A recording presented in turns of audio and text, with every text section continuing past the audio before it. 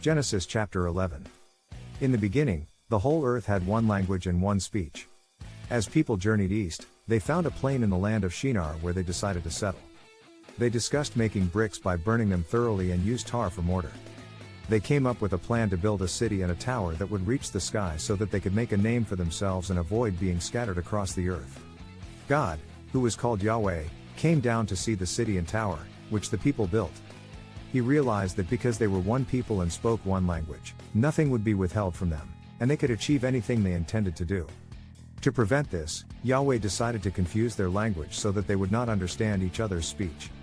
Yahweh scattered the people abroad from there on the surface of all the earth, and they stopped building the city.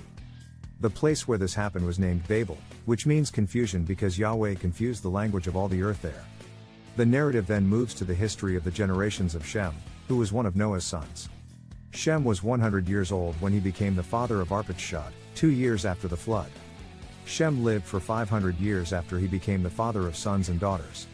Arpachshad became the father of Shelah when he was 35 years old. After this, he lived for 403 years and became the father of more sons and daughters.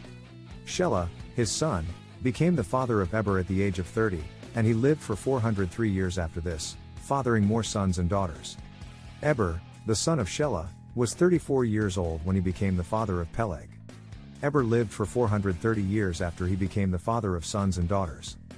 Peleg, his son, was 30 years old when he became the father of Reu, and he lived for 209 years after this, becoming the father of more sons and daughters. Reu was 32 years old when he became the father of Serug. After this, he lived for 207 years and became the father of more sons and daughters. Serug, his son, was 30 years old when he became the father of Nahor, and he lived for 200 years after this, becoming the father of more sons and daughters. Nahor, the son of Serug, was 29 years old when he became the father of Terah, who went on to become the father of Abram, Nahor, and Haran. Abram and Nahor took wives, with Abram marrying Sarai and Nahor marrying Milcah, the daughter of Haran, who was also the father of Iscah. However, Sarai was barren, and they had no children. Terah, the father of Abram, Nahor, and Haran, took Abram, Lot, Haran's son, and Sarai to go to the land of Canaan, but they stopped and lived in Haran. Terah lived for 205 years before he died in Haran.